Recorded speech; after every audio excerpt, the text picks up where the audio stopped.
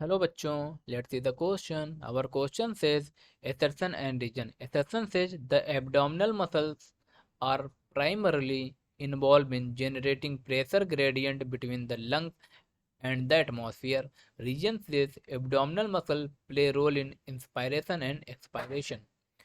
तो हमको इस क्वेश्चन में सर्टन रीजन के बारे में बात कराया जा रहा है। इस क्वेश्चन में सर्टन रीजन के बारे में बोला जा रहा है और हमसे सर्टन ये बोल रहा है जो एब्डोमिनल मसल होती है हमारी बॉडी के अंदर वो इन्वॉल्व होती हैं, जनरेट करती हैं प्रेशर ग्रेडियंट बिटवीन लंग्स और एटमॉस्फेयर में, जिसमें क्या हो इंस्पायरेशन और एक्सपायरेशन हो जाता है।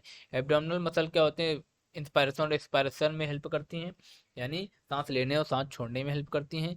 तो हम लोग सबसे पहले बात करेंगे बच्चा की कॉन्सेप्ट की कॉन्सेप्ट की कॉन्सेप्ट की हम लोग बात करते हैं। जो एब्डोमिनल मसल होती हैं वो हमारे प्रेशर ग्रेडियंट जनरेट करने में हेल्प नहीं करती हैं। हमारी बॉडी में क्या होता है बच्चा, डायफ्राम होता है। क्या होता है? डायफ्राम। डायफ्राम जो होता है बॉडी में डोम शेप का होता है बच्चा। कैसा होता है? डोम शेप का होता है, थोरेसिक कैविटी में सिचुएटेड होता है, ठीक है। और कुछ इसकी क्या होती हैं, डायफ्राम एंड स्पेशलाइज्ड लाइज्ड सेट ऑफ मसल। मसल जिसको क्या बोलते हैं हम लोग, मसल कौन सी होती है बेटा? वो external external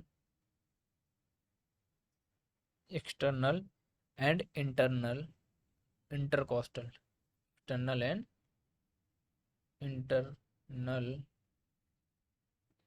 intercostal. Intercostal intercostal का मतलब होता है बेटा रिब्स के बीच में प्रेजेंट होती हैं, ठीक है ना। बिटवीन बिटवीन द रिब्स, ये रिब्स के बीच में पाई जाएंगी, ठीक है। और ये क्या करती हैं, हेल्प करती हैं, help in generating generating pressure gradient को जनरेट करने में हेल्प करती हैं, जिससे हमारा क्या हो, इंस्पायरेशन और एक्सपायरेशन इजीली हो जाए, ठीक है। और क्या होता है, हम ये बोल सकते हैं इसकी वजह से क्या होता है, ये हम अपने क्या कराते हैं, स्ट्रेंथ ऑफ इंस्पायरेशन और एक्सपायरेशन को इम्प्रूव कर सकते हैं। हम बोल सकते हैं इसके अलावा क्या हो जाएगा, beside this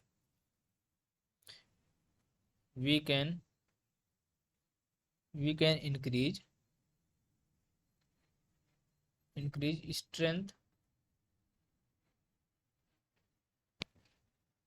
strength.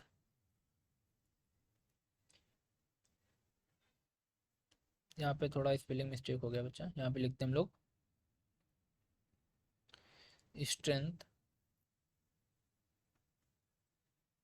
Of inspiration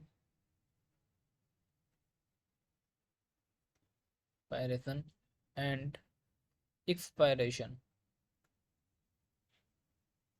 expiration with help of additional muscle, with the help of additional muscle. Additional muscle कहाँ पे पाई जाएंगी, हमारी एब्डोमेन में पाई जाएंगी। एडिशनल मसल ऑफ एब्डोमिनल, जब भी हम बोल सकते हैं एब्डोमेन, ठीक है। अब हम लोग क्या करेंगे अपना, अब मैंने अभी आपको क्या बताया, डायफ्राम जो होता है और स्पेशलाइज सेल ऑफ मसल्स होता है, एक्सटर्नल और इंटरनल इंटरकोस्टल मसल का। ये क्या करती हैं, हेल्प करती हैं, जनरेट करती हैं प्रेशर ग्रेडियंट को लंग्स के बीच में और किसके, एटमॉस्फेयर के बीच में। और इसके अलावा क्या हो सकता है, हम अपने स्ट्रेंथ ऑफ इंस्पायरेशन और एक्सपायरेशन को इंक्रीज कर सकते हैं with the help of additional muscle of abdomen. But directly जो ग्रेडियंट जनरेट करती हैं वो हमारे एब्डोमेन नहीं होता, वो क्या होता है, डायफ्राम के एक्सटर्नल और इंटरनल इंटरकोस्टल मसल होती हैं, ठीक है। तो अब हमको सर्जन पढ़ना है। सर्जन क्या है, abdominal muscle are primarily generating pressure gradient between the atmosphere and lungs, ये बात गलत है।